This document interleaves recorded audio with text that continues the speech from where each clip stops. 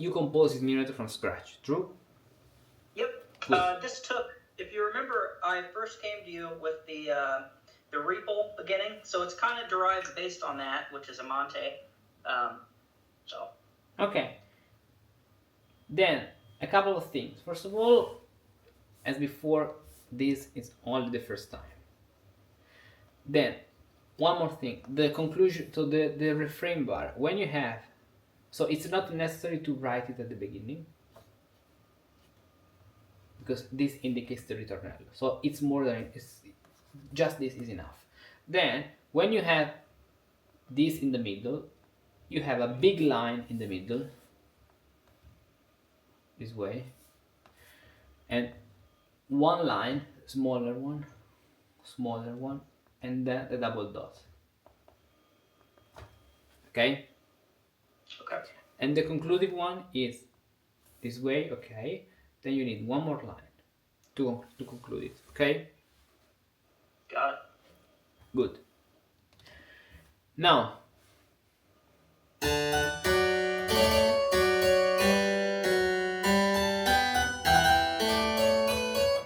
that's beautiful. Bravo.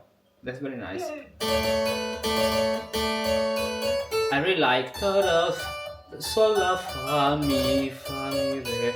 And here, consciously or unconsciously, I don't know, but you correctly use the syncopation of the minuet, which is this one, you know?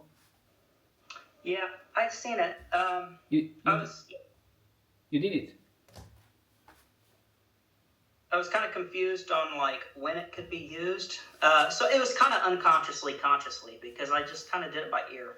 You can do this on basically in bars 1, 2, and 3. Okay. Without any problem, as you prefer.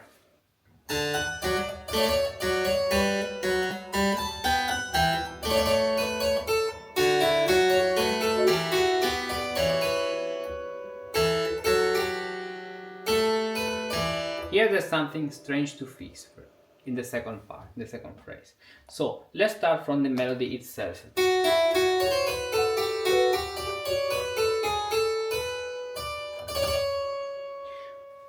Okay, why are you ending on a third? First of all, For the third, for just like a feminine cadence.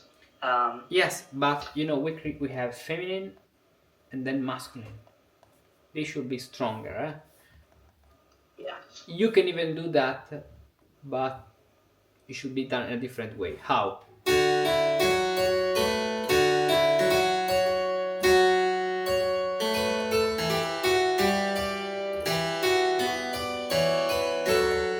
First of all, here it's very strange to have that fourth, because the sequence is going this way.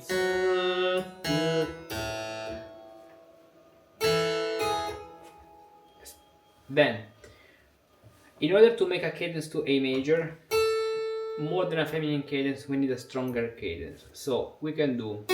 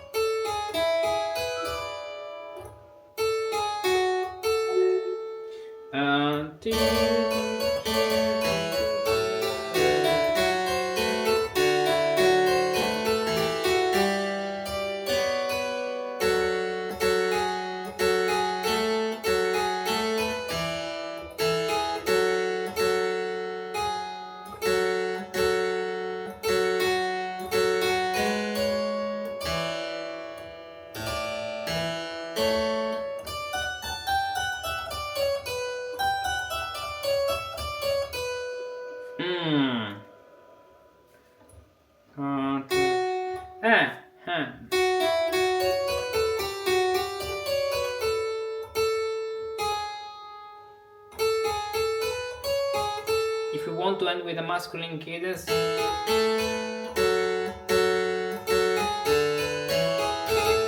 you could do this,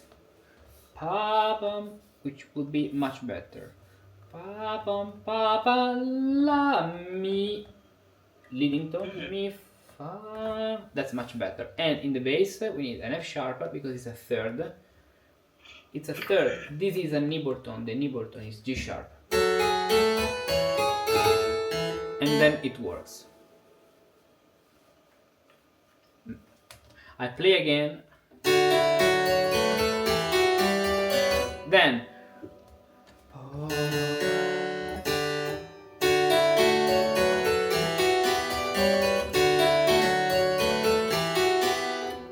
the second bar better works because you have 3, 6, and 6. Yes. And no, 3. Yes, 3, 6, and then another 6. So in perfect consonants, and which means that even here you could do that. Or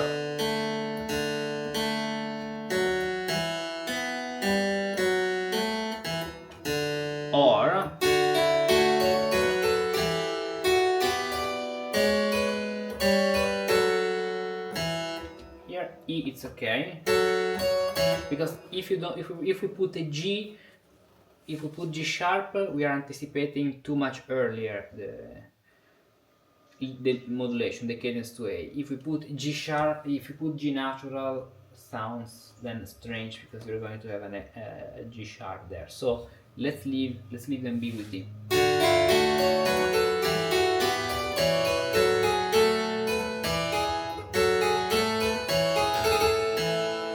Okay, so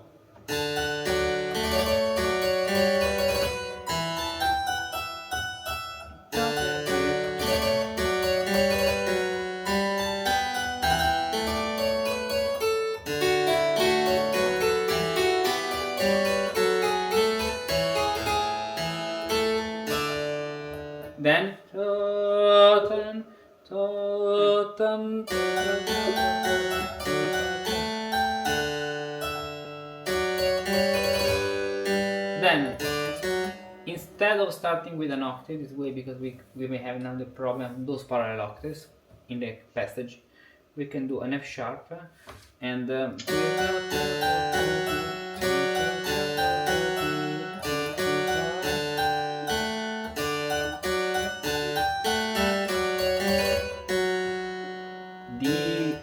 and then a little imitation, sol fa mi, something like this.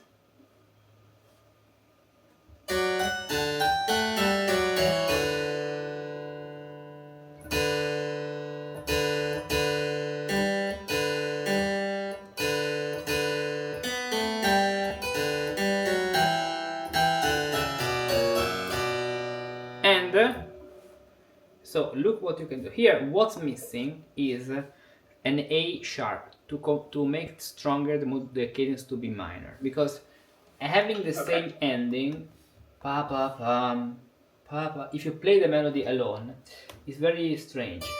It's very repetitive.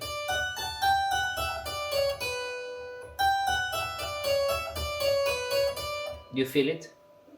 So yes. Yeah. Once you have composed the minuet, play the melody alone. Even every 4 bar, play the melody alone. But if we do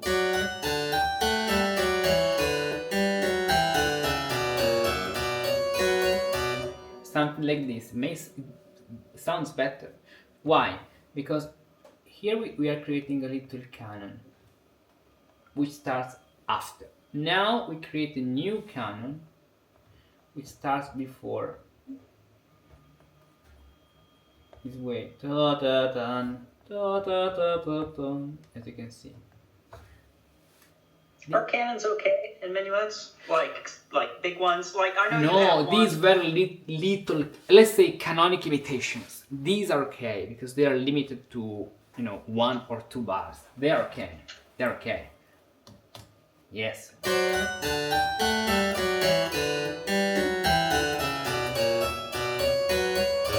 Then, to make this passage stronger, you need a passing tone and arrive to G sharp, the diminished fifth.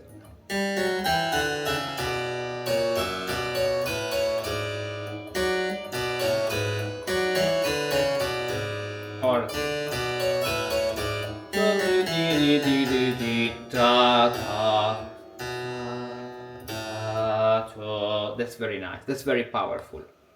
This diminished fifth, because it leaves the speech open.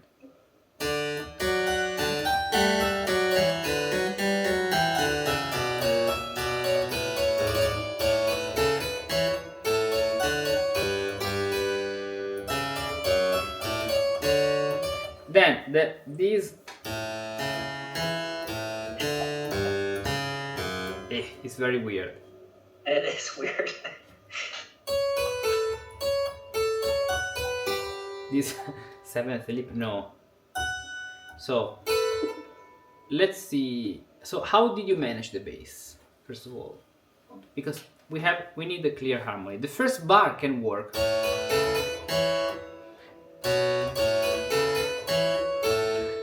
And do you know why? Because when you do you see this harmony? This note. This is a 4/6. Okay. This can be okay if you arrive to the higher A.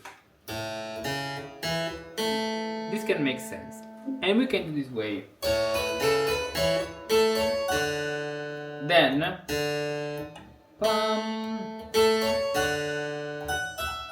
the problem is that the queen fold seems to be very strange, because we have a third which can work, 3. Then we need a third at least.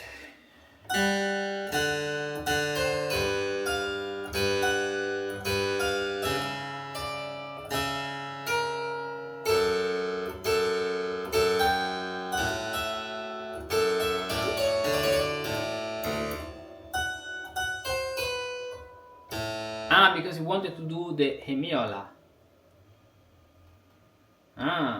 Right? I did it by ear. It wasn't conscious. Okay, because if you do this way, you do an hemiola.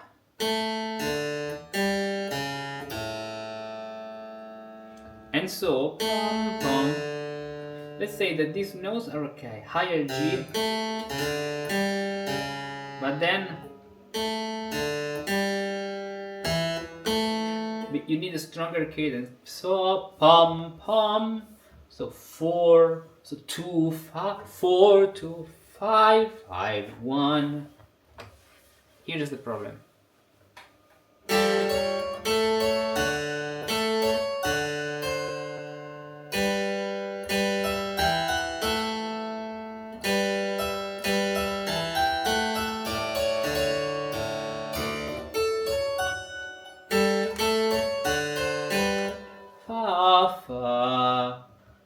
Fa, mi, mi, sol, fa, re,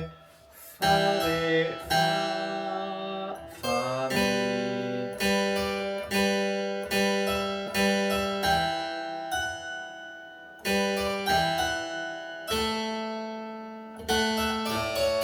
Let's do our best to have an F here. La, sol, fa, mi, fa.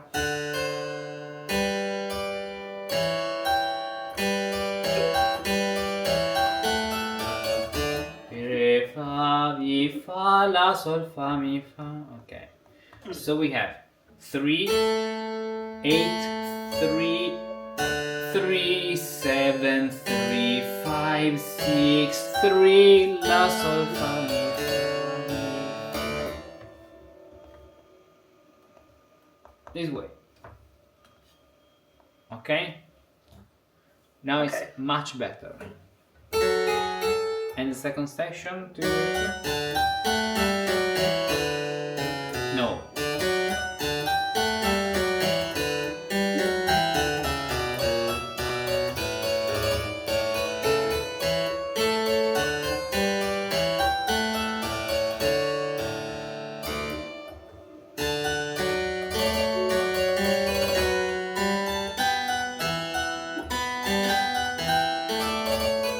Okay, let's play it again.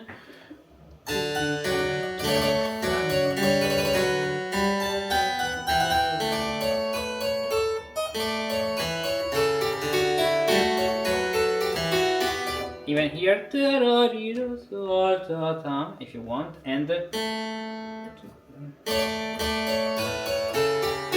pam, pam, mi, fa, sol, mi, re, la, re, mi, sol, do.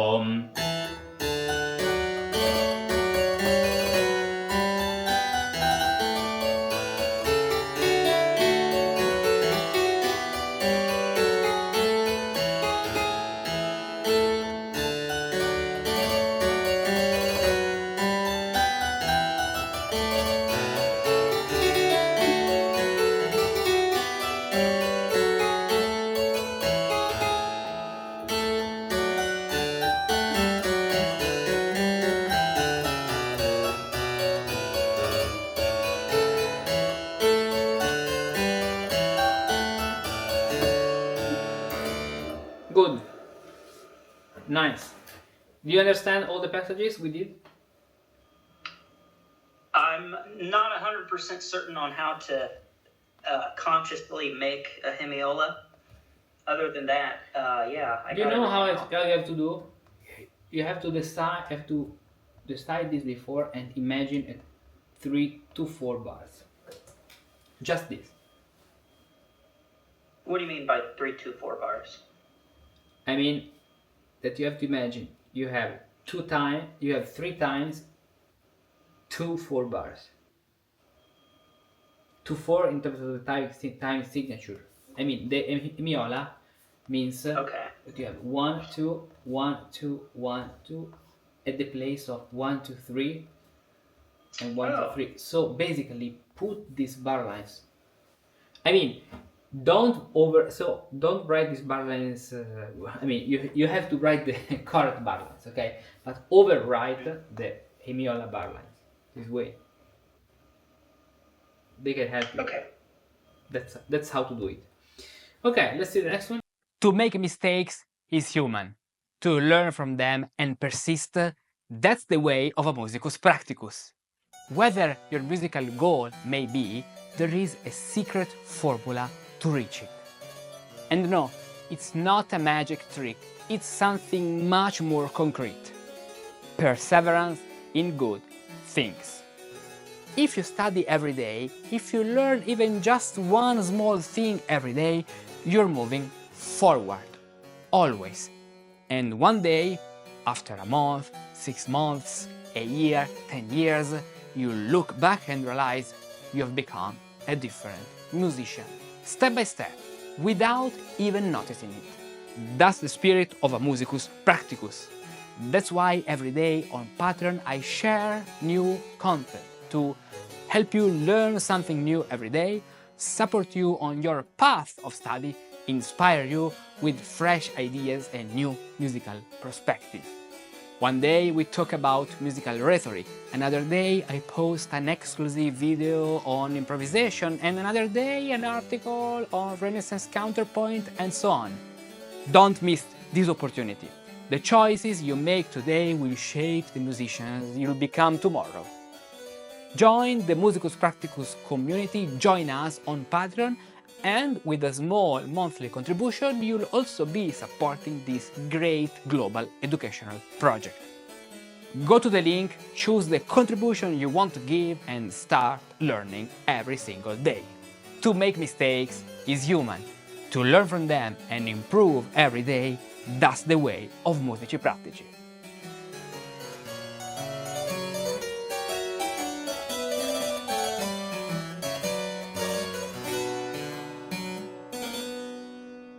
Do you want to learn how to compose music in the Renaissance or Baroque style?